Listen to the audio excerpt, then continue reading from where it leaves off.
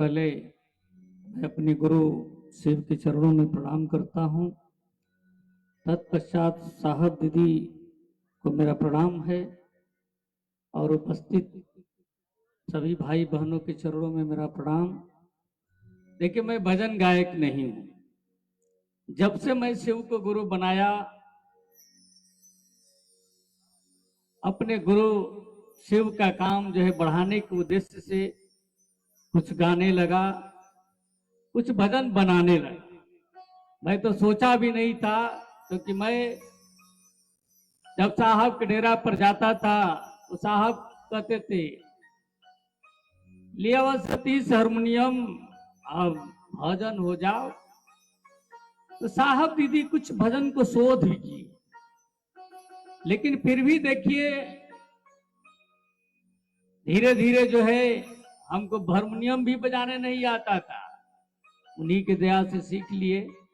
आप लोग को मैं बता दूं, बहुत लोग जो है भ्रम में रहते हैं कि महादेव लौकत है, ये नहीं खान तो ज्ञान कैसे दी हम। माइंड में तो बहुत तरह तरह की बात है, वो तो भगवान है तो गुरु कैसे होंगे। तो मेरे मन में था तो एक भोजपुरी आप लोगों को भजन सुना रहा हूं। शब्दों पर ध्यान दीजिएगा, गला पर ध्यान मत दीजिएगा, जैसा कि आपको बताएं, क्योंकि मेरा पेशा नहीं है। मैं जीवन में भी नहीं सोचा था कि मंच पर भजन सुनाऊंगा या मंच पर चर्चा करूंगा।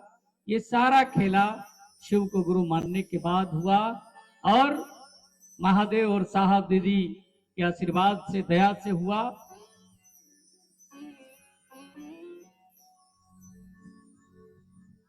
देखिए, साहब दीदी के संदेश को लेकर दीदी बरखा जी आई हैं और साहब दीदी का ही ये संदेश है और उन्हीं की बात का एक भजन है।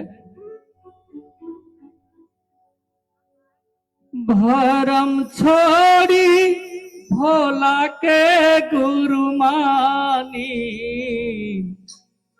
भरम छोड़ी भोला के गुरु मानी, साहब हरिंद्रानंद के बात कहतानी, साहब हरिंद्रानंद के बात कहतानी।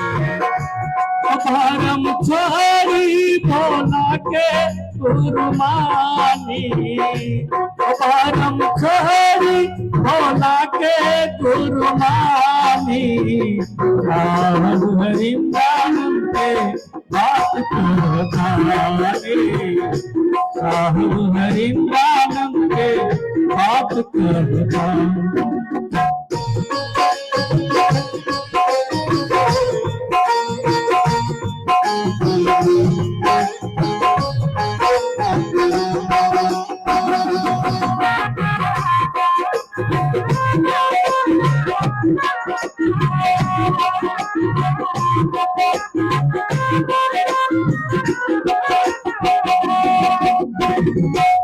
गुरु के गुरु बोले बाबा कहाले, यही से गावे गावे शहर में पुजाले।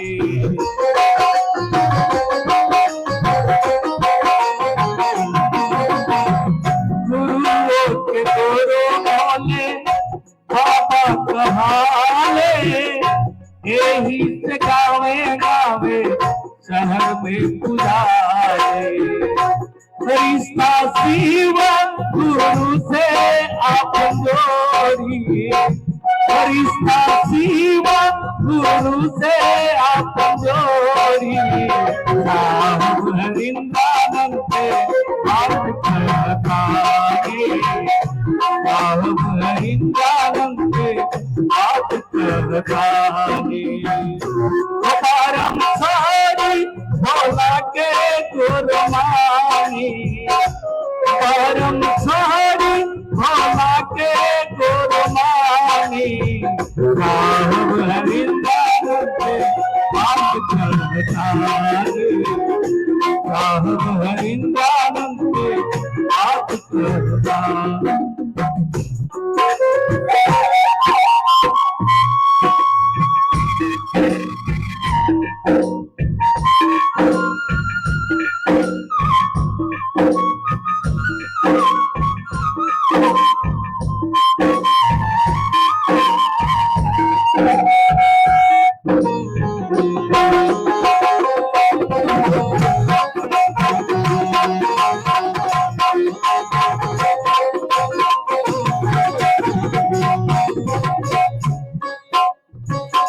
एकरा में लागत नहीं थे राम कौन राम जी गुरु जी बनई है मैं नहीं जानता संसार की दिशा दशा शिव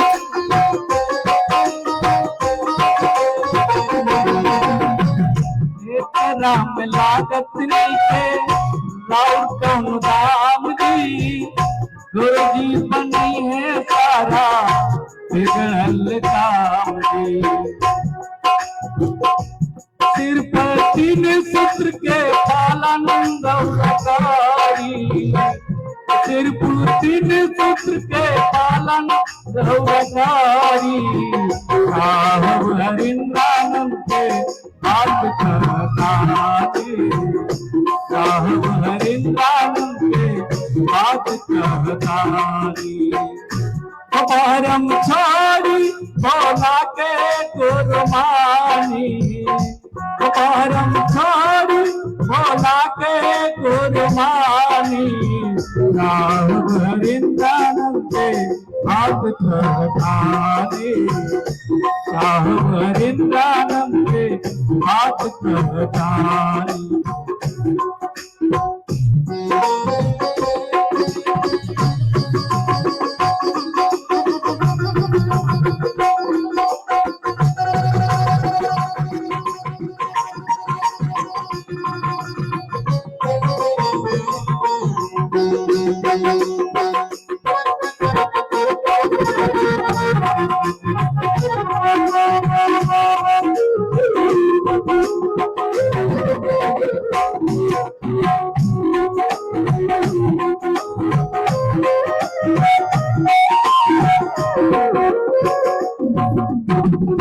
पहिला दया दी माही सच्चर करी दी नमः शिवाय से करो मन करी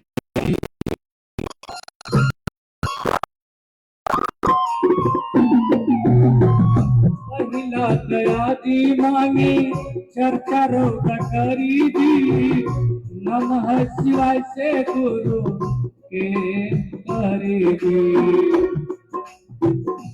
प्रेम से प्रेम पैदा रंगकारी प्रेम से प्रेम पैदा रंगकारी साहब हरिंद्रानंद के हाथ कहतारी साहब हरिंद्रानंद के हाथ कहतारी धर्म छोड़ी भोला के गुरमाने धर्म छोड़ी भोला के गुरमानी साहब हरिंद्रानंद के हाथ कहतारी साहब हरिंद्रानंद के हाथ कहतारी धर्म छोड़ी भोला के गुरमानी धर्म छोड़ी भोला के गुरमानी साहब हरिंद्रानंद के हाथ कहतारी साहब हरिंद्रानंद के हाथ कहतारी साहब हरिंद्रानंद के हाथ कहतारी।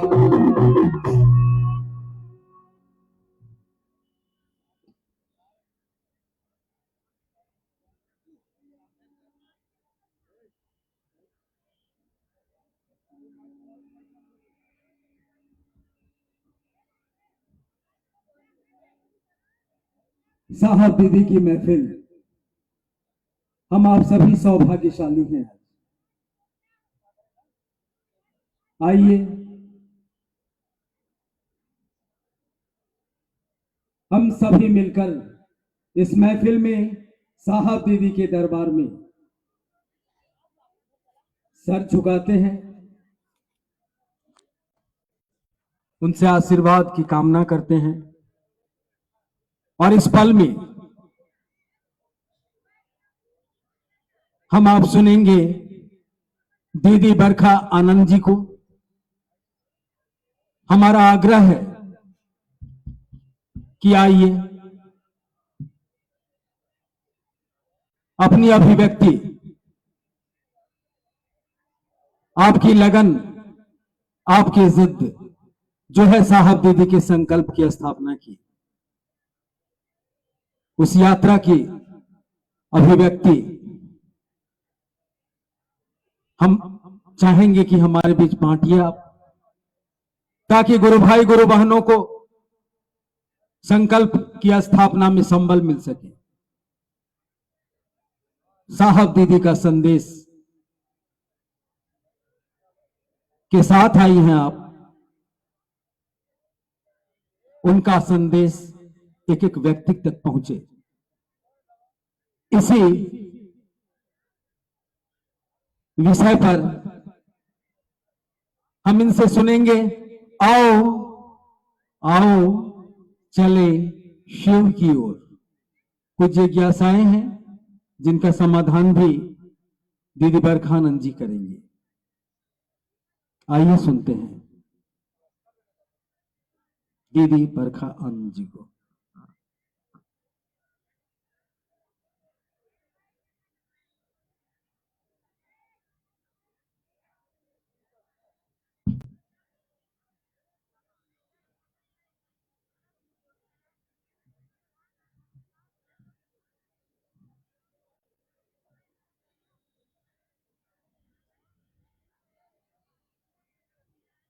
मेरे गुरु महेश्वर शिव को मेरा प्रणाम है। इस कालखंड के प्रथम शिव के शिष्य और हम सबों के परम आदरणीय वरेण्य गुरु भ्राता साहब श्री के चरणों में मेरा प्रणाम है। शक्ति स्वरूपा मां नीलमानंद जी के चरणों में मेरा प्रणाम है। और शिव के शिष्य, शिव के भक्त ऋषि दधीची की इस धरती जौनपुर पे उपस्थित आप सभी गुरु भाई गुरु बहन के चरणों में मेरा प्रणाम।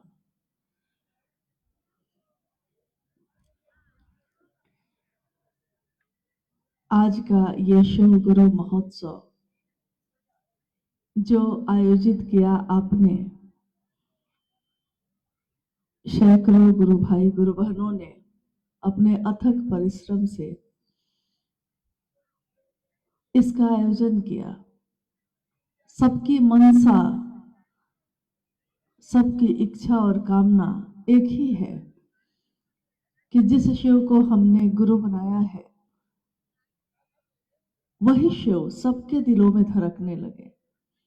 इसी चाहत में शिव का शिष्य अपने जीवन के पल प्रतिपल को समर्पित करते हैं, अपने गुरु की महिमा का गान गाते हैं, शिव की बात करते हैं दूसरों से,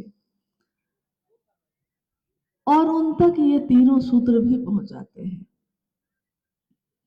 शिव ये एक नाम है, लेकिन ये नाम केवल शिव नहीं है। शिव किसी के लिए जीवन है, किसी के लिए भगवान है, किसी के लिए गुरु है, किसी के लिए महाकाल है, किसी के लिए महामृत्युंजय है। जीवन और मृत्यु के चक्र से जो मुक्त करते हैं वही है शिव। सबके हित के लिए जिसने हलाहल का पान कर लिया ताकि सबकी रक्षा हो सके, हलाहल विष को पी जाने वाले नीलकंठ है शिव।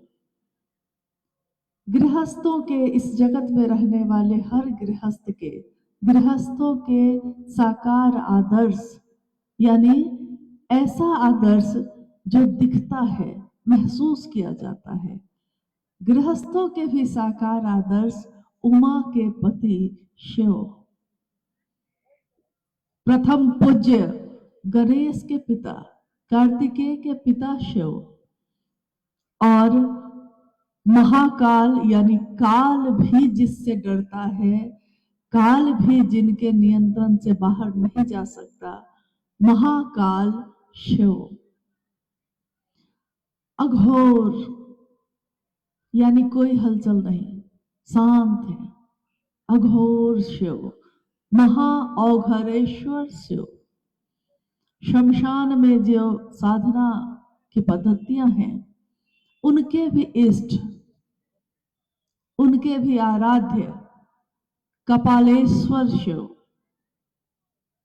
शिव के इतने रूप हैं कि गिनती करना शुरू कर दीजिए तो गिनती खत्म नहीं होती। असंख्य स्वरूप के साथ शिव अपनी शक्तियों के साथ प्रकट होते हैं। शिव अपनी शक्तियों से जाने जाते हैं। शक्तियां शिव का प्रकटीकरण है। अगर शिव की इच्छा ना हो, शिव की शक्ति ना हो, तो ना तो ये जगत बन सकेगा, ना इस जगत में किसी का जन्म होगा, ना उसका जीवन होगा, और ना उसके इस जीवन का, इस शरीर का अंत हो जाने के बाद फिर से जाने के लिए कोई जगह होगी। इच्छा भी उन्हीं की, ज्ञान भी वही देते हैं, क्रिया भी वही करवाते हैं। इच्छा, ज्ञान, क्रिया, ये शिव की नियामक शक्ति है। एक ऐसी ताकत, एक ऐसी शक्ति जो नियंत्रण करती है सारी चीजों को। हजारों साल से शिव की पूजा का प्रचलन है। घर घर में शिव की पूजा होती रही। उस समय भी होती रही जब घर भी नहीं थे। यानी अति प्राचीन काल में जब मानव, जब इंसान जंगल में, पहाड़ में ऐसे ही रहता, उसको पता भी नहीं, आदि मानव, सबसे पहला मानव, सबसे प्रारंभिक समय का मानव, उसको ये भी नहीं पता कि घर कैसे बनता है, उसको ये भी नहीं पता कि भोजन कैसे बनता है।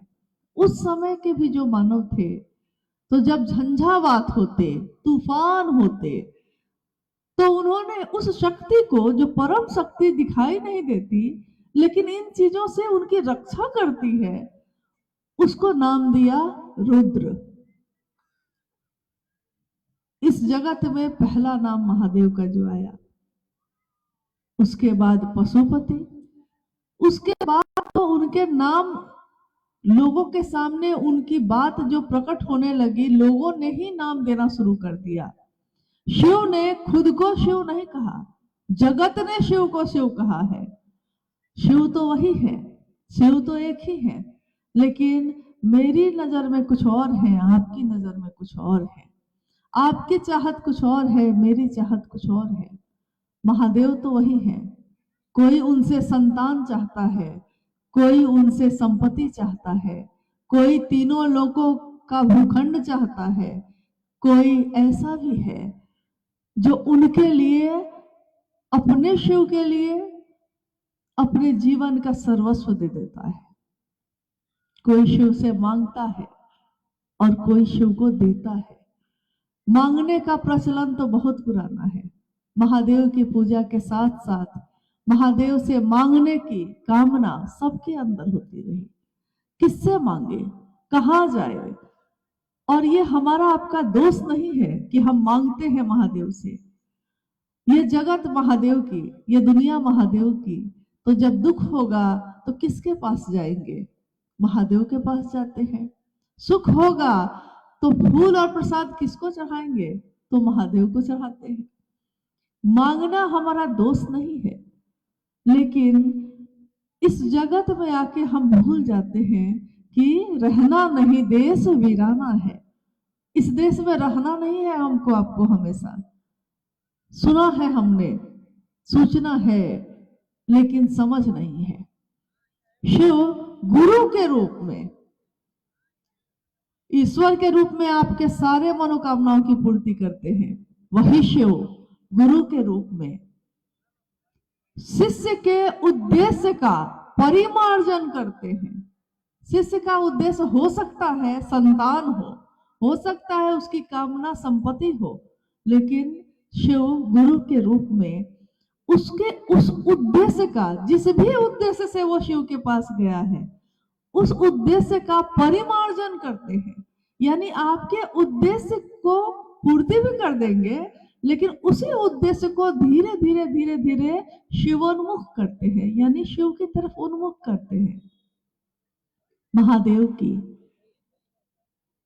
ये अनुग्रह का भाव, महादेव का अनुग्रह का भाव, जीव से शिव बनाने का भाव गुरु भाव कहलाया।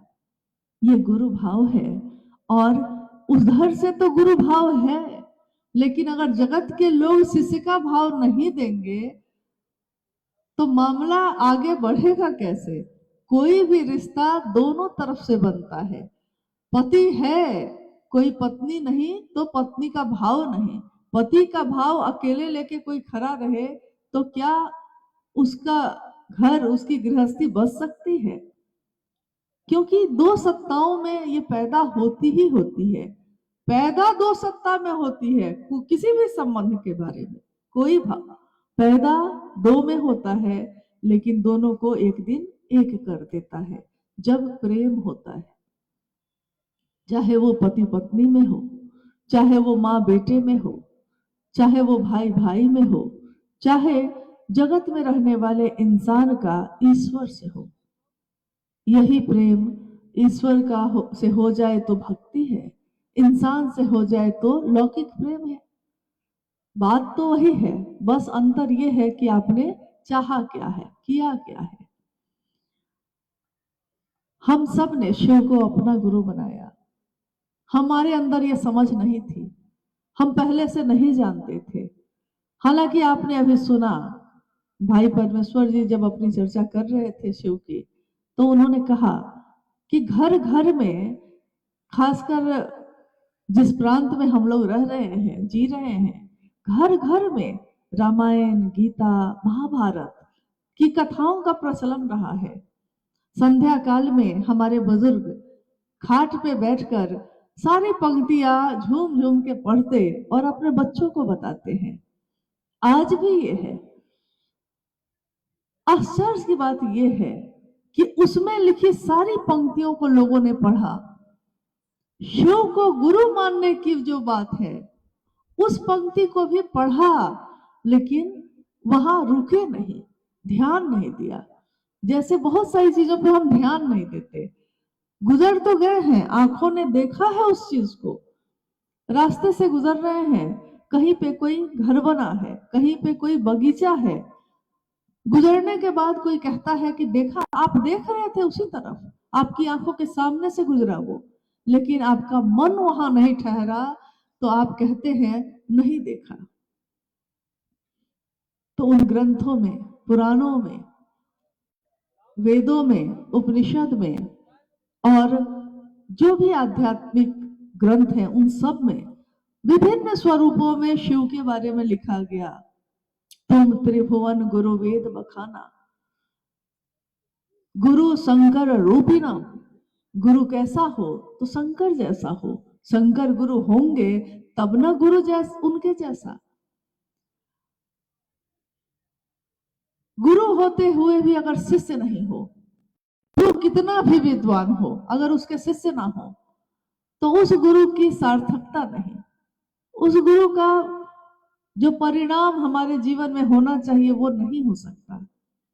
इस कालखंड में एक बालक का जन्म हुआ, जिनका नाम उनके माता पिता ने रखा हरिंद्रानंद। 31 अक्टूबर सन 1948 में उनका जन्म हुआ। बिहार में सिवान जिला है, वही एक ग्राम है, गांव है अमलोरी। उस गांव में उस दिन, जिस दिन उनका जन्म हुआ, सुबह जन्म हुआ और शाम में तिथि खंडित हो गई और पूरी दुनिया में दीपावली का पर्व मनाया गया। धरती रोशन हुई। कोई नहीं जानता था कि ये जो बालक जिसका जन्म हुआ है, ये आगे चलकर शिव शिष्य के रूप में लोगों को, करोड़ों लोगों को सीधे शिव से जोड़ने का काम करेगा। ये कल्पना किसी को नहीं थी, कोई नहीं जानता। लेकिन पूत के पांव पालने में ही पता चलने लगते हैं। बच्चों में ही पता चलने लगता है कि बच्चा आगे जाके क्या करेगा। अलौकिक लक्षण उनके बचपन से ही प्रकट होने लगे। घटनाएं, अनुभूतियां बहुत सारी हुई। शिव से जुड़ाव, उससे पहले के उनके जीवन की बातें, ये सब घटित हुई। मात्र 12 वर्ष की आयु में शमशान साधना में वो जाने लगे, जबकि उनका परिवार जो था, उनके पिता शिक्षा विभाग के बड़े पदाधिकारी थे। उनका परिवार शिक्षा के प्रति समर्पित था। लौकिक शिक्षा जो जगत में चलता है, शैक्षणिक, उन चीजों के लिए समर्पित था। और उनके पिता भी यही चाहते थे कि मेरी 4 संतान है, 4 संतानों में सबसे बड़ा जो बेटा है मेरा हरिंद्रानंद, वो पढ़ लिख कर मुझसे भी बड़ा अफसर बने, प्रशासन में जाए, बड़ा पदाधिकारी बने। और हमारे आपके बीच की सच्चाई भी यही है कि हम अगर अपने बच्चे को बनाना चाहते हैं तो जो मेरी नजर में सबसे बड़ा होता है, हम उसी के जैसा बनाना चाहते हैं। अगर हमको लगता है कि डॉक्टर बड़ी चीज है, तो हम बचपन से ही बच्चे को कहने लगते हैं कि क्या बनोगे मुन्ना, तो डॉक्टर बनना है तुमको। इंजीनियर है तो इंजीनियर बनाने लगते हैं। खेत बहुत है तो कहते हैं कि बढ़िया किसान बनो, उसकी शिक्षा देने लगते हैं। लेकिन हम में से कोई ये शिक्षा नहीं देता कि पहले इंसान तो बनो, पहले जीव तो बनो। सबसे बड़ी चीज, सबसे महत्वपूर्ण चीज जो है, वही कहना भूल जाते हैं। आज अगर दुनिया में इतने अपराध या इतनी चीजें हैं, इसके पीछे कारण क्या है? क्योंकि हमने अपने बच्चों को कभी ये कहा ही नहीं कि तुम शिव का अंश हो, जीव बन के आए हो। एक दिन शिव ने इच्छा की, एको हम बहुत श्याम, मैं एक हूं अनेक हो जाऊं। उसी शिव की इच्छा से आज अनेक है, लेकिन सब में उसी शिव का अंश है। तो तुम शिव को तो याद करो जो अपनी जड़ों को भूल जाता है। उस पेड़ की टहनियां और पत्ते भी एक दिन सूखने लगते हैं। और शिव भारत देश की संस्कृति में बसे हैं, इसकी जड़ों में है। हर रूप में महा कौन है, महान कौन है, सबसे ऊपर कौन है, शिखर पे बैठा कौन है? शिव है। साहब श्री हरिंद्रानंद जी ने उस समय अपने पिता की बात का कोई उत्तर नहीं दिया, लेकिन उनके मन में एक जिज्ञासा पैदा हो रही थी लगातार। चमत्कार क्या होता है? ये फूल खिलते हैं, मुरझाते क्यों हैं? कोई जन्म लेता है, मरता क्यों है? कहां से आया था, कहां को जाएगा? और एक दिन उन्होंने अपने स्कूल में अपने शिक्षक से ये सुना कि इंसान भगवान के पास से आता है और भगवान के पास ही चला जाता है। हमारे यहाँ बच्चे का जन्म होता है तो हम कहते हैं भगवान के पास से आया है। बच्चा जब खेलता है, हंसता है, हाथ पैर फेंकता है, हम कहते हैं भगवान से बात कर रहा है, नहीं? और बड़ा होता है, जीवन चलता है उसका, एक दिन इस शरीर की मौत भी होती है। जब शरीर की मौत होती है तो हम कहते हैं भगवान के पास चला गया। उस बालक हरिंद्रानंद जी ने ये बातें जब सुनी तो उन्होंने अपनी मां से कहा कि वो कौन है, कहाँ है परमात्मा? मुझको तो दिखाई नहीं देता। और सारे लोग कहते हैं कि इंसान भगवान के पास से आता है और भगवान के पास ही चला जाता है। उनकी मां ने कहा कि बरकू, आपके पिता आपको पढ़ा लिखा के बड़ा अफसर बनाना चाहते हैं, आप पढ़िए, कुछ करिए, कुछ तो उनकी बात सुनिए। बालक हरिंद्रानंद जी ने 12 वर्ष की आयु में अपनी मां को कहा, मां, जब इंसान भगवान के पास से आता है और भगवान के पास चला जाता है, वो भगवान इंसान के पास क्यों नहीं आता? मैं लाऊंगा मां, भगवान को इंसान के पास लाऊंगा। वो नहीं जानते थे कि ऐसा वो करेंगे। शब्द बहुत पीछा करते हैं। वो क्या जानते होंगे उस समय, या शायद जानते हो, ये भी कोई लीला ही हो। उनके शब्द ने आगे चल के उनके इस कथन को चरितार्थ किया। ये सत्य साबित हुआ। भगवान इंसान के पास कैसे आते हैं? भगवान तो इंसान के पास है ही, लेकिन इंसान उसकी खोज में पूरी दुनिया में ढूंढता है, सारे जगहों पे जाता है, हर जगह जाके माथा टेकता है, लेकिन अंदर जो है उसको देखता ही नहीं। हम दूसरों को देखते देखते अपनी यात्रा भूल जाते हैं। हमारी भी कोई यात्रा है। इसकी बड़ी सुंदर विधा उन्होंने दी कि गुरु की जरूरत है। गुरु जो रास्ता दिखाते हैं। गुरु शरीर में भी हो सकते हैं, लेकिन शरीर की भी एक सीमा है। शरीर एक दिन खत्म होगा। गुरु सदगुरु की लंबी श्रृंखला है। कितने लोग आए शरीर में, उन्होंने जगत के लोगों को ईश्वर का रास्ता दिखाया, लेकिन शरीर का अंत तो होगा। शरीर के अंत के बाद भी गुरु और शिष्य परंपरा चलती रही, आज भी चल रही है। बहुत ऐसे गुरु हैं जो आज शरीर में नहीं, लेकिन उनके शिष्यों की परंपरा चल रही है। शिव के शिष्य साहब श्री हरिंदरानंद जी ने यह संदेश दिया। उनका आह्वान है कि आइए भगवान शिव को अपना गुरु बनाइए। उस दिन उनके जीवन में ये बात नहीं आई थी। उस दिन तो उन्होंने शमशान जाना शुरू किया। मैं चमत्कार सीखूंगा, मैं खोजूंगा, और इसलिए उन्होंने चुपचाप अपने घर से आधी रात में निकल जाते और ऐसे लोगों का संसर्ग लिया जो अघोरी थे, साधु थे, ऋषि थे, महात्मा थे। अलग अलग लोगों को अपना गुरु बनाया, इस चाह में कि कहीं तो जाके मेरे मन को चैन आएगा, कहीं तो जाके मेरा मन संतुष्ट होगा, तृप्त होगा। लेकिन कहीं तृप्ति नहीं मिली। प्यास और बढ़ती गई।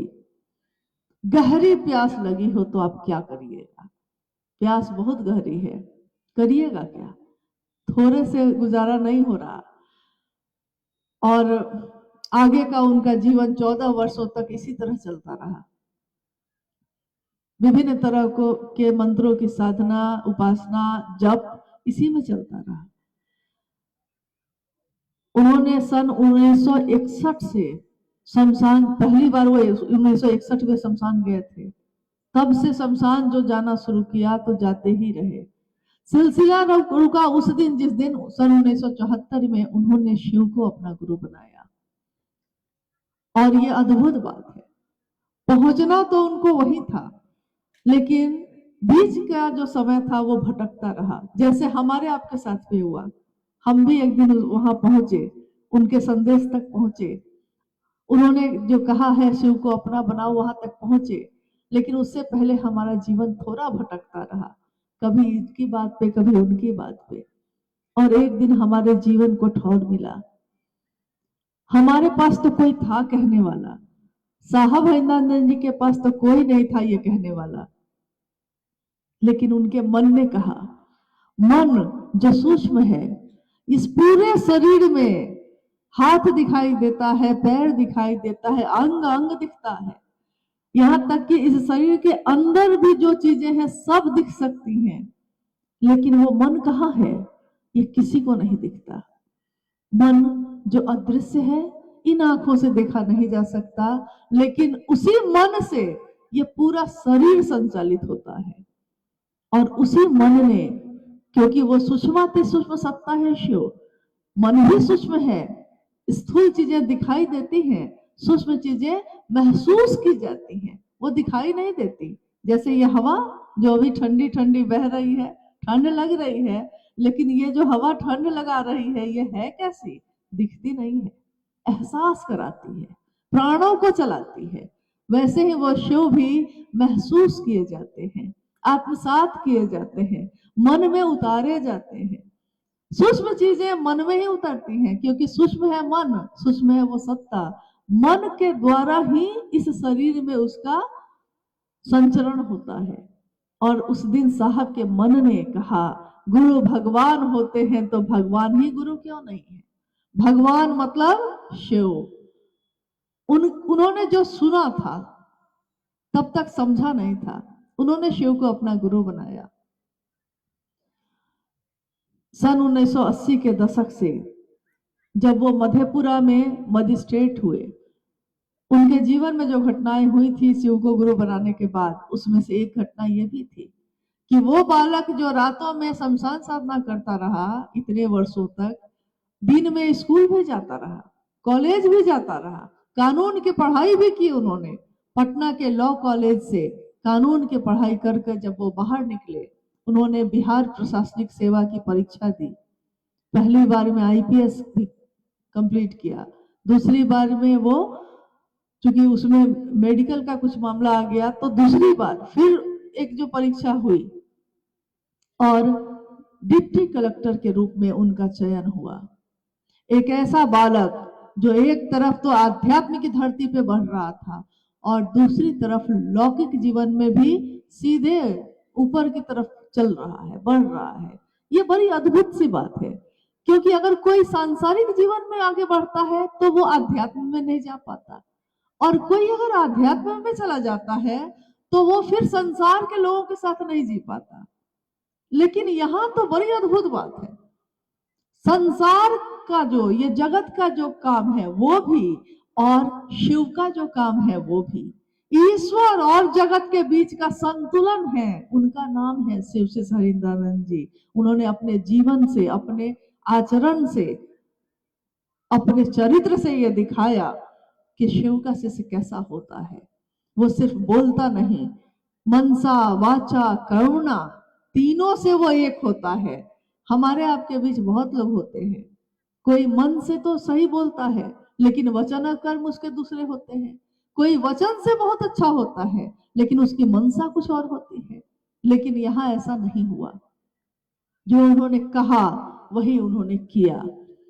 उनके जीवन में आगे घटनाएं होने लगी। नमः शिवाय का मंत्र, प्राण मंत्र उनके सांसों पे चढ़ा और उतरा। आकाशवाणी हुई बेगूसराय में, नमः शिवाय आया मुजफ्फरपुर में। आकाशवाणी ने कहा कि जो तुम करते हो दूसरों को करने के लिए कहो, और उन्होंने देखा कि मैंने शिव को अपना गुरु बनाया है और यही दूसरों को करने के लिए कहता हूं। ठीक यही काम उन्होंने दूसरे से भी कहा। ये शिव की शिष्यता एक से शुरू हुई, एक दिए में जली ये बाती आज करोड़ों दियों में रोशनी बनके बढ़ रही है, बढ़ती ही जा रही है। एक दिए से दूसरा दिया जलता जा रहा है। समाज में, दुनिया में हम सब रहते हैं और इस दुनिया में, इस जगत में कितने दिन के लिए आए हैं ये भी नहीं पता। अल्पकालिक यात्रा है। अल्पकालिक का अर्थ होता है बहुत छोटा। जैसे आज अभी हम आए और आधे घंटे होते होते हम भी चले जाएंगे, आप भी चले जाएंगे। इस यात्रा की समझ है, आए हैं जो ड्यूटी कर रहे हैं, जो बैठे हैं, जो आए हैं बात करने, सब के सब चले जाएंगे। कोई आगे जाएगा, कोई पीछे जाएगा। जैसे ट्रेन जब हम बैठते हैं तो कोई पहले बैठा होता है, कोई बाद में आता है। जैसे जैसे स्टेशन आता है जिसका जिसका वो उतरता चला जाता है। ट्रेन में चढ़े भी थे तो जितने देर रहे बहुत हंसी खुशी रहे, उतरे भी तो गम नहीं है, यानी न मिलने की खुशी है न जाने का गम है। जीवन आनंद से गुजारने का जो दौर है वो चल रहा है, अभी चलता रहेगा। और ये जीवन जो जीने की कला हमने आपने सीखी है, ये गुरु देते हैं, गुरु सिखाते हैं। शिव जब गुरु होते हैं तो वो शिव जैसा ही आचरण उतारते हैं। हमारे आपके गुरु भी शिव जब होंगे हैं, और जिन्होंने नहीं माना है वो अगर बिना माने भी, बिना विश्वास के भी, अगर वो सिर्फ इतना कहते हैं मन ही मन, हे शिव आप मेरे गुरु हैं, मैं आपका शिष्य हूं, मुझे शिष्य पर दया कर दीजिए, इतना कहना, अविश्वास में भी अगर कहा है उन्होंने, कोई श्रद्धा नहीं है, कोई विश्वास नहीं है, एकमात्र शिव के लिए साहब श्री हरिंद्रानंद जी ने कहा कि शिव वो सत्ता है, शिव वो गुरु है जो व्यक्ति के सिर्फ भाव में नहीं उतरते, सिर्फ विश्वास में नहीं उतरते।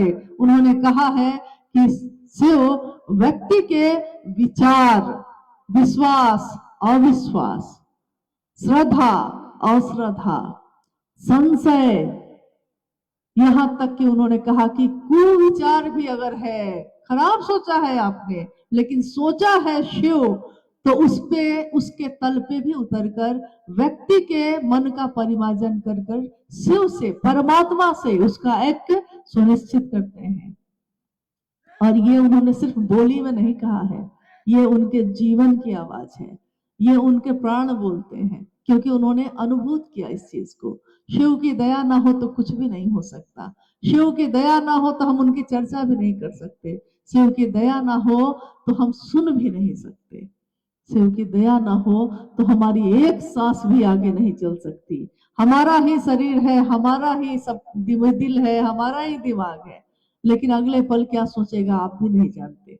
अभी अभी आपने बड़े प्रेम से सुना है, क्या पता अगले पल आपको मुझसे घृणा हो जाए, कोई नहीं जानता। कोई किसी से प्रेम करता है, कोई किसी से घृणा करता है, कोई हंसता है, कोई बोलता है। बड़ी सुंदर पंक्ति साहब ने अपने पुस्तक आओ चले शिव की ओर में लिखा। मिर्जा गालिब की पंक्ति है ये, लेकिन उसको उन्होंने इसमें उद्धृत किया। उन्होंने कहा कि बाजी चाहे अतफाल है दुनिया मेरे आगे, होता है सब रोज तमाशा मेरे आगे। ये दुनिया जो है बच्चों के खेलने के मैदान जैसा है, जो मेरे आगे चल रहा है तमाशा जैसा। ये शो जो चल रहा है, कोई हंसता है, कोई बोलता है, कोई जन्म ले रहा है, कोई जा रहा है, ये पूरी दुनिया ही जैसे तमाशे की तरह चल रही है और मैं दृष्टा बनकर इसको देख रहा हूं। और मेरा मन ये कहता है कि जगत में हम भटक रहे हैं और उस शिव की तरफ हमारा मन क्यों नहीं जाता। उन्होंने बड़े पीड़ा और दर्द के साथ ये आवाहन किया कि कहाँ फंसे हैं भाई, चलिए शिव की तरफ चले, या आओ चले शिव की ओर। सिर्फ उनकी आवाज नहीं है, सिर्फ उनके शब्द नहीं है, उसमें उनके भाव है, उसमें उनका दर्द है, पीड़ा है। ये एहसास है कि शिव की तरफ चलने का समय है। एक दिन शिव जगत में आया, आज जगत के लोग शिव की तरफ चल रहे हैं। और जब तक हम ऐसा नहीं करेंगे हमारे मन की प्यास कभी भी नहीं बुझेगी। तीनों सूत्र हमको करने के लिए उन्होंने कहा। इन तीनों सूत्रों में पहले सूत्र में हम दया मांगते हैं, दूसरे में चर्चा करते हैं। ज्यादातर लोग समझते हैं कि चर्चा करना मतलब कि खूब बड़ी बड़ी बात करना, खूब अपना ज्ञान देना, लेकिन साहब ने कहा क्या ज्ञान दीजिएगा, क्या ज्ञान लीजिएगा। ज्ञान के कांटा, ज्ञान भी एक कांटा ही है, चुभ जाता है, धसा रहता है मन में। उस ज्ञान के कांटे को, अज्ञान के कांटे को, दोनों के बारे में उन्होंने कहा कि अज्ञान के कांटे को ज्ञान के कांटा से निकाला जाता है, लेकिन एक दिन दोनों फेंक दिए जाते हैं। अगर दोनों को रख लिया ना पॉकेट में, चुभेगा आपको। बबूल का कांटा अगर चुभ जाए तो बबूल के कांटे को ही तोड़कर बबूल के कांटे को जो चुभा हुआ है निकाल दिया जाता है, लेकिन फिर दोनों फेंक दिए जाते हैं, क्योंकि दोनों आपके काम के नहीं। ज्ञान की कितनी सीमा, कितना ज्ञान लीजिएगा। जो जरूरत है जीवन को जीने के लिए जरूरी है वो ज्ञान तो लेंगे ही, लेकिन उसके बाद कितना कुछ भरेंगे। आइए हम लोग कुछ जिज्ञासाओं पे बात करते हैं, अगर आई है। अच्छा, जैसे शिव की चर्चा की बात हम लोग अभी कर रहे थे, कोई शिव की बात करता है, कोई सुनता है। इसके बारे में साहब ने कहा कि शिव की चर्चा करने वाला जो भी हो, वो शिव की चर्चा इसके लिए करता है कि स्वयं उसका मन समझ सके कि मैं शिव का शिष्य हूं, और दूसरे को समझाइए और खुद समझ जाइए। दूसरे को समझाने में हम खुद समझते हैं, दूसरे को महादेव तक पहुंचाने की सोच है, उसको पहुंचाने में खुद पहुंचते हैं। तो महादेव की बात इसलिए करनी है ताकि कोई महादेव के तरफ चल सके। बहुत बार होता क्या है कि हम लोग शिव को गुरु तो बना लेते हैं, लेकिन हमारा मन सचमुच में नहीं समझ पाता। जैसे एक स्कूल में कक्षा चल रही थी, मास्टर साहब गणित का प्रश्न बोर्ड पे लिख रहे थे।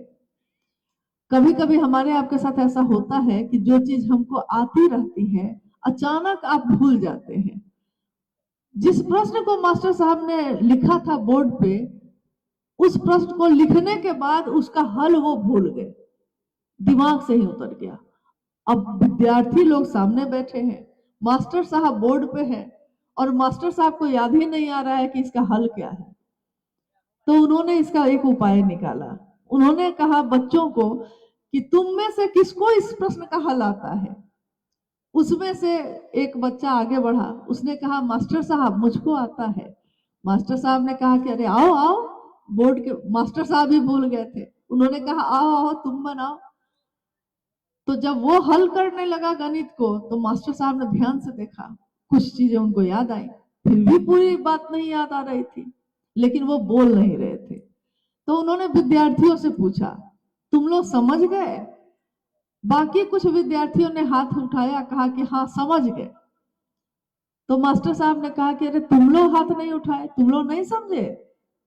तो बाकी लोगों ने कहा कि नहीं समझे। मास्टर साहब ने कहा फिर से बताओ। फिर बताया, फिर कुछ विद्यार्थी बोले कि नहीं समझे। 3-4 बार ऐसा हो चुका। अंत में सब समझ गए। एक विद्यार्थी ने कहा कि अभी भी मैं नहीं समझा। मास्टर साहब ने कहा कि अरे अब तो मैं भी समझ गया, अब तुम क्यों नहीं समझ रहे हो? यानी शिव की बात दूसरे को समझाते समझाते हम खुद ही समझ गए कि महादेव आप मेरे हैं, आपसे ज्यादा मेरा अपना कोई भी नहीं। और तीसरा सूत्र जिसमें हम प्रणाम करते हैं, प्रणाम करने की अनेक विधियां हैं, प्रचलित विधियां रही हैं संसार में। अजपा जप भी रहा है, पहले भी रहा है, माला पे जप करने की विधा भी रही है, बहुत तरह की विधाएं हैं। लेकिन इन सारी विधाओं में एक चीज सबसे जरूरी है, भाव, प्रणाम करने का भाव। अगर वो भाव ना हो तो बाकी सारे काम कर्म कांड ही साबित होते हैं, बाकी औपचारिकता ही रह जाते हैं। उसमें भाव शामिल ना हो तो उसके परिणाम भी नहीं आते। शिव भाव के साथ प्रणाम स्वीकार करते हैं क्योंकि वो भाव सत्ता है। आइए हम लोग जिज्ञासाओं पे बात करते हैं। जिज्ञासा है कि शिव शिष्यता में माध्यम की क्या भूमिका और महत्व है, कृपया बताया जाए। शिव शिष्यता में माध्यम की क्या जरूरत है, क्या आवश्यकता है और इसकी क्या भूमिका है। माध्यम उसको कहते हैं जिसके द्वारा कोई चीज आप तक पहुंची है। किसी ने चिट्ठी लिखा है, उस पे पता लिखा है कि अमुक आदमी के पास जाना है, डाकिया उसको पहुंचाता है। यहां डाकिया क्या हो गया? माध्यम हो गया। यानी संदेश किसी और का पहुंचाया है किसी और को, लेकिन बीच में किसने काम किया है? तो वो हो गया माध्यम। बिजली पैदा होती है नदी में, लेकिन आपके घर के बल्ब में जलती है। बिजली पैदा वहां हुई थी, आपके घर के बल्ब तक कैसे पहुंची कि रोशन हो गया आपका घर, रोशनी आ गई उसमें? बीच में तार, ट्रांसफार्मर, उसमें भी छोटे छोटे यूनिट, उसमें भी पतली पतले तार, और वो सब से गुजर के वो करंट, वो ऊर्जा आपके बल्ब तक पहुंची है। तो ये जो पहुंची है, ये क्या हुआ? जिसके द्वारा पहुंची है वो क्या है? तो वो है माध्यम। शिव की शिष्यता इस काल खंड में हमारे आपके पास पहुंची है, किसके द्वारा पहुंची है? भूमिका की बात चुकी हुई है, इसीलिए हम लोग इस पे बात कर रहे हैं। किसके द्वारा पहुंची है? जिस दिन साहब श्री के मन ने ये विचार ग्रहण किया था कि शिव भगवान है, गुरु भगवान होते हैं, तो वो शिव जो भगवान है गुरु क्यों नहीं होगा? ये उनके मन में उतरा, और उनके मन में उतर के ही सिर्फ नहीं रहा, ये आगे बढ़ा, उनके सांसों पे भी चढ़ा प्राण मंत्र। उनके मन ने आकाशवाणी भी सुनी, यानी वो आवाज जो सिर्फ उनके लिए सुनाई गई थी। और उनके मन ने शिव की दया का साक्षात अनुभव किया मधेपुरा के सिंहेश्वर मंदिर में, जिस दिन उन्होंने शिव को प्रसाद चढ़ाया। चारों तरफ लोग खड़े थे, ये घटना आपने शायद सुनी होगी।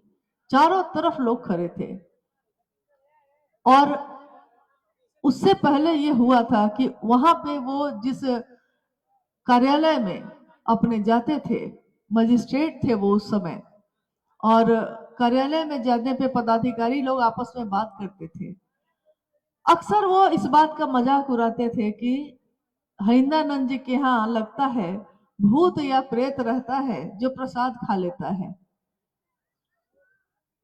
उस दिन भी उन्होंने यही बात कही कि सुनते हैं कि आपके यहाँ, जैसे ही साहब हरिनानंद जी पहुंचे, पदाधिकारियों ने उनसे कहा कि सुनते हैं कि आपके यहाँ प्रेत तो नहीं कहीं खाते हैं प्रसाद, लोग तो कहते हैं कि महादेव खाते हैं। साहब ने कहा कि मैंने ये बात नहीं कही है, आपने सुना है किसी से। लोगों ने कहा क्या पता कहीं प्रेत खा जाते होंगे। तो साहब ने कहा कि मैंने कब कहा, आप खुद कह रहे हैं।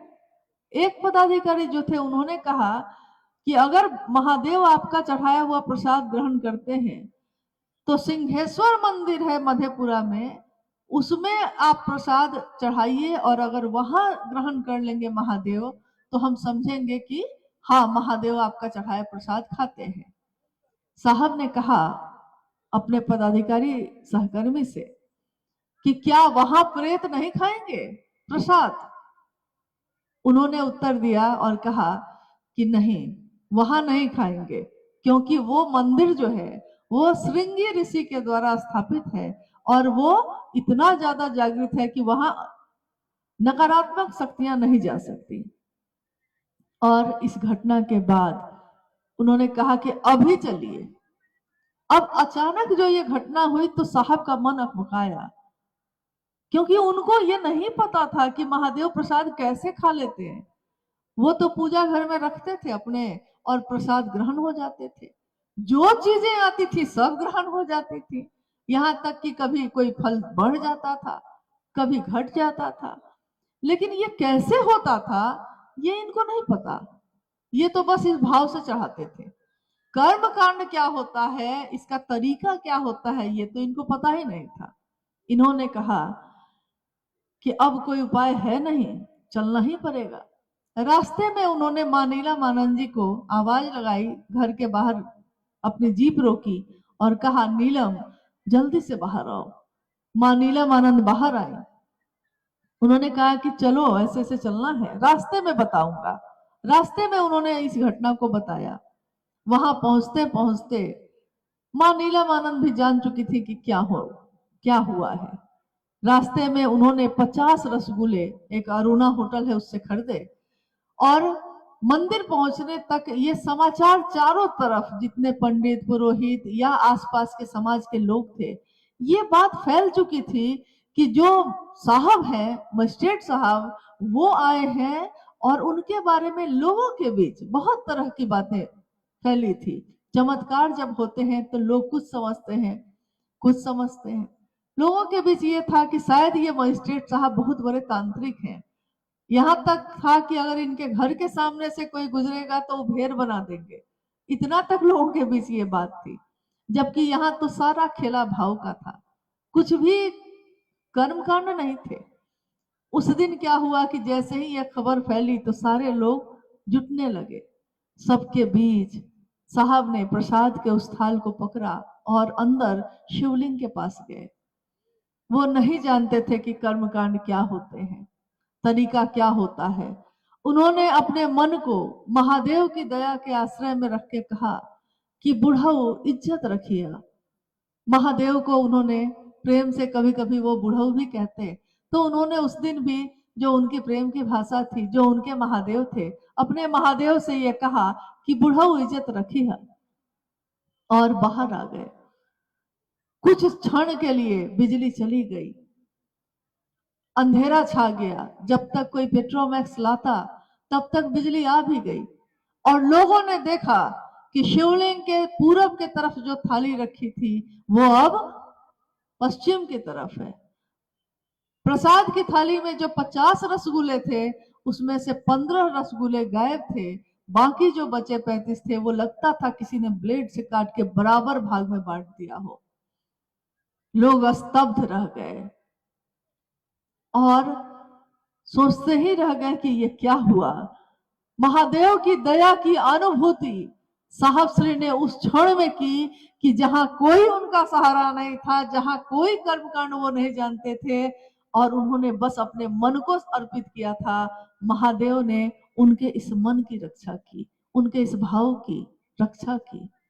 इज्जत रखी है, शिव ने अपने शिष्य की इज्जत रखी, और कुछ नहीं हुआ। इन तीनों सूत्रों में पहला सूत्र साहब श्री ने बनाया, शिव से मन ही मन दया मांगना, क्योंकि उन्होंने कहा शिव की दया के बिना एक कदम भी आप आगे नहीं बढ़ सकते। अब आप कहिएगा कि उस माध्यम के बिना उस शिव की ऊर्जा हम तक आती कैसे? शिव की ऊर्जा इस धरती पे उतरती रही है पहले भी, लेकिन एक एक व्यक्ति तक पहुंच जाए। आकाश से बिजली तो गिरती रही है हमेशा, लेकिन उस बिजली को तार में गुजार कर लोगों के बल्ब तक कैसे पहुंचाएंगे, ये काम तो पहले किसी ने नहीं किया था। कभी कोई ऐसा आया जिसने ये सोचा कि बिजली तो है, इसको क्यों नहीं संरक्षित कर कर लोगों तक पहुंचाएं। साहब श्री के मन में शिव की वो ऊर्जा जो उतरी, तो जो उसको ग्रहण कर सकता है, जो उसको धारित कर सकता है, ऊर्जा तो वहीं उतरेगी और उनके माध्यम से जगत के एक एक व्यक्ति तक पहुंची है। माध्यम हम भी हैं, आप भी हैं, और लोग भी हैं। जो भी शिव का संदेश लेकर जाते हैं दूसरों तक, वो सब माध्यम ही है, लेकिन मूल जो माध्यम है उसको हम लोग को कभी नहीं भूलना चाहिए।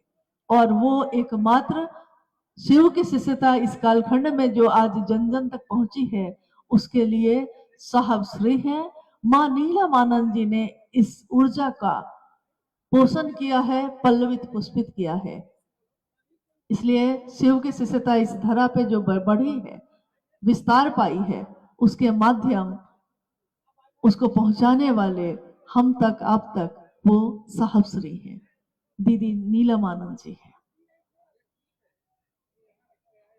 एक जिज्ञासा है, ये दीदी माँ की वाणी है कि मैं आपके रास्ते का कांटे चुनने का काम करूंगी यदि आप शिव गुरु का कार्य ईमानदारी से करते हैं।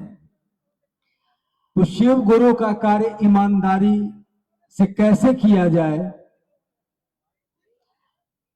इस पर हमें समझाया जाए। जैसा अभी आपने सुना कि साहब के जीवन के बारे में आपने सुना, मां नीलमानंद शिव शिष्य साहब हरिंदरानंद जी की सहधर्मिणी 22 मई 1972 को झारखंड में अब है पलामू जिला, उसके राज परिवार की बेटी मनातूगढ़ जिनका घर है, राजमणि नीलमानंद जी का विवाह साहब श्री हरिंदरानंद जी के साथ हुआ 22 मई 1972। जिस व्यक्ति से उनका विवाह हुआ, विवाह के बाद उन्होंने जाना कि ये तो रातों को शमशान जाते हैं, और इनके मन में तो एक आध्यात्म की ललक है। उसके अगले 2 वर्षों के बाद सन 1974 में साहब श्री ने शिव को अपना गुरु बनाया। मनातूगढ़ में थी उस समय मां नीलमानंद, और साहब श्री ने जो पटना के लॉ कॉलेज में पढ़ते थे, अपनी पत्नी नीलमानंद जी को यह चिट्ठी लिखी थी कि नीलम, मैंने शिव को अपना गुरु बना लिया है, तुम भी बना लो। मां नीलमानंद जी को बहुत चैन आया, बहुत संतोष आया, उनके पति को एक ठौर मिला, और इसके साथ उन्होंने उसी समय साहब श्री के साथ कदम से कदम मिलाने का और आगे चलने का निर्णय ले लिया। आगे वो उनके साथ हर जगह शिव के संदेश को लेकर गई। एक डिप्टी कलेक्टर की पत्नी, एक राज परिवार की बेटी राजमणि नीलमानंद, जब शिव की लगन लगी तो वो गली गली उस शिव का गुण गाने लगी, साहब श्री के साथ जा जाकर। ये वो थी जिनके लिए मखमल के गद्दे बिछे थे, और वो उससे उतरकर घर घर जाने के लिए उनके साथ चल पड़ी। अखबार बिछाकर, चादर बिछाकर, जहां जैसी व्यवस्था मिली, घास पे, मिट्टी पे, कीचड़ से जिसकी साड़ियां सन गई, ट्रैक्टर पे बैठ के खेत खेत होकर दूसरे गांव से दूसरे गांव जाते जाते, और उन्होंने साहब के साथ इस काम को आगे बढ़ाने का बीड़ा उठाया, चलती रही। आध्यात्म के दुनिया में हर व्यक्ति चल सके उस रास्ते पे कोई रास्ता नहीं था। गुरु तो थे, सदगुरु तो थे, आज भी हैं, लेकिन हर व्यक्ति उस रास्ते पे चल सकता है। हर आदमी के अंदर ये पात्रता है कि वो चल सकता है। ये रास्ता दुनिया में किसी ने नहीं बनाया था जिस पे सब चल सकते हो। सोचिए, जहां रास्ता नहीं बना हुआ हो पहले से, उस रास्ते में कितने पत्थर होंगे, कितने कांटे होंगे, कितनी कंटीली झाड़ियां होंगी। अगर पहाड़ पे कोई रास्ता बनाना हो और पहले से रास्ता नहीं हो, वहां रास्ता बनाना बहुत कठिन है। आध्यात्म के लिए, सबके लिए दरवाजा खोलना, जिसमें जाति का धर्म नहीं, जिसमें धर्म का बंधन नहीं, जिसमें वर्ण का बंधन नहीं, जिसमें पुरुष और स्त्री का बंधन नहीं, भेद नहीं, वो रास्ता बनाने में साहब और दीदी के मन प्राण घायल हुए, लहूलुहान हुए, और तब जाकर रास्ता एक बन सका, जिसपे आगे तो वो रास्ता बनाते गए और पीछे लोगों को कहते गए, आइए भगवान शिव को अपना गुरु बनाइए, उस भगवान को अपना बनाइए जो सबका है लेकिन आपका अपना नहीं है, उसको अपना बनाइए। और उसको अपना बनाने के लिए आप इस रास्ते पे चल सकते हैं। ये रास्ता, जिसमें रास्ता, पाथे, तीनों सूत्र हैं। पाथे मतलब रास्ते में जब आदमी को भूख लगती है ना, तो वो कुछ खाने पीने का सामान रखता है। इस रास्ते पे चलने में हर जगह जो मदद करता है वो तीनों सूत्र, जो उस समय निरूपित हुए, उसका निरूपण हुआ, जो दिए गए, देते गए और आगे बढ़ते गए। रास्ता आगे खुलता गया है, पीछे से लोगों का कारवां चल रहा है। करोड़ों लोग, जहां पहले एक लोग, दो लोग थे, आज करोड़ों लोग हैं जिन्होंने शिव को अपना गुरु बनाया। और मां नीलम आनंद जी ने उस समय ये पंक्ति कही थी जो अभी भाई सोमेंद्र जी ने पढ़ा है। दीदी नीलम आनंद जी ने अपने गुरु भाई गुरु बहनों से ये कहा कि मैं शिव के शिष्या नीलम आनंद, मैं आपके रास्ते पे जो कांटे होंगे उनको खुद झुक कर चुन लूंगी। शर्त एक ही है, बशर्ते गुरु कार्य में बेईमानी नहीं। उन्होंने उस दिन ये कहा कि गुरु के काम में बेईमानी मत करिएगा। जगत के लिए बेईमानी करते हैं, कोई बात नहीं, पाप भी यहीं का, पुण्य भी यहीं का, लेकिन महादेव का नाम लेकर महादेव के काम में व्यापार शिव के शिष्य नहीं करेंगे। और जो ऐसा नहीं करेंगे, जो सही मनसा से इस रास्ते पे बढ़ेंगे, उस रास्ते के कांटों को मैं झुककर चुन लूंगी, छाया बनकर सदैव आपके साथ चलूंगी। ये उनका उस समय का उद्घोष था। शिव तुम जागो, हे महादेव आप हैं, लेकिन सबके दिल में नहीं जगे हैं। उस शिव को जगाने की बात उन्होंने कही, कांटों को चुनने की बात उन्होंने कही। आज हम सब चल रहे हैं उस रास्ते पे, कितने आराम से चल रहे हैं। कार्यक्रम हो रहे हैं, घोषणाएं हो रही हैं, लोग शिव शिष्य बन रहे हैं, शिव शिष्य बन के अपने जीवन बिता रहे हैं, आनंद में हैं। लेकिन किसी ने ये काम नहीं किया होता तो आज हमारे दिल में ये आनंद नहीं होता। दीदी नीलम आनंद जी ने साहब के इस संकल्प में जो अपने जीवन की आहुति दी, लेकिन जीवन के साथ दी, उन्होंने जिया इस जीवन को। शरीर में उनकी दोनों किडनियां फेल थी। जब ये पता चला, लोगों ने कहा कि आपको लोगों से अलग होना पड़ेगा। डॉक्टर ने कहा उनको कि आप लोगों के बीच नहीं बैठ सकते क्योंकि दोनों किडनियां आपकी फेल हो गई हैं, शरीर की मौत हो जाएगी।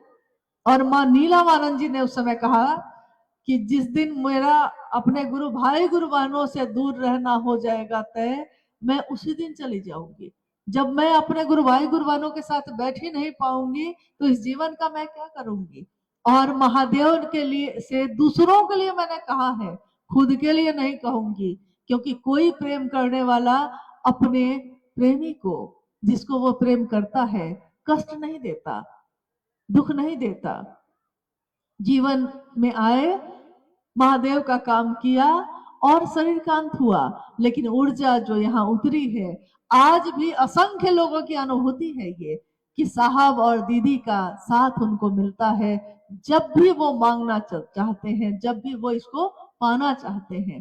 शर्त एक ही है, ये जो रास्ता बनाया है साहब श्री ने, ये जो रास्ते के कांटे चुने हैं मां नीलमानंद जी ने, इस रास्ते पे अगर आप चलते रहेंगे तब न कांटे नहीं मिलेंगे।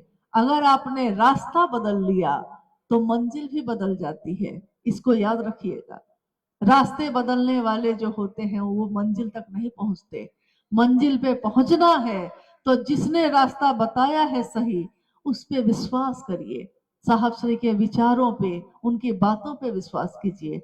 व्यक्ति पे विश्वास नहीं है मत करिए, लेकिन उनकी बातों पे विश्वास करिएगा। अपने शिव को देखने की बात उन्होंने कही। उन्होंने कहा तुम्हारा अपने शिव से क्या जुड़ाव है मैं नहीं जानता, लेकिन जिस शिव को मैं जानता हूं वो शिव चेतना जो निविड़ अंधकार में पड़ी है उस तल तक पहुंचकर भी जीवात्मा को शिव से एक में करते हैं। मैं उस शिव की बात करता हूं। मेरे शिव को, जिस शिव को मैंने देखा है वो अद्भुत है, अद्वितीय है, अप्रतिम है शिव की शिष्यता, और इससे ज्यादा सुंदर और कुछ भी नहीं। संसार की सुंदरता खत्म हो सकती है, संसार का सत्य बदल सकता है। जैसे अभी तो कुछ दिन पहले हमारा सत्य क्या था? कुछ दिन पहले तक हम लोग पंखा अपना बनाए हुए थे, आज हम चादर को अपना बनाए हुए हैं, फिर कल उसको छोड़ेंगे। आज मौसम ऐसा है, कल गर्मी होगी, किसी दिन बारिश होगी। मौसम भी बदलते हैं, वक्त भी बदलता है, जरूरत भी बदलती है, और जरूरत के साथ हमारा आपका सत्य भी बदलता है। आज जो फूल खिले हैं शाम तक मुरझा जाएंगे, आज खिले हैं ये इसका सत्य है, लेकिन शाम तक ये सत्य बदल जाएगा। एकमात्र शिव के लिए ये कहा गया, शिव सत्यम शिवम सुंदरम। शिव सत्य है जिसकी सच्चाई कभी नहीं बदलती। शिव सुंदर है, उस सुंदरता का क्षय नहीं होता कभी, उसकी सुंदरता कभी कम नहीं होती। उसी शिव को अपना गुरु बनाइए और दूसरों तक पहुंचाने की बात करिए।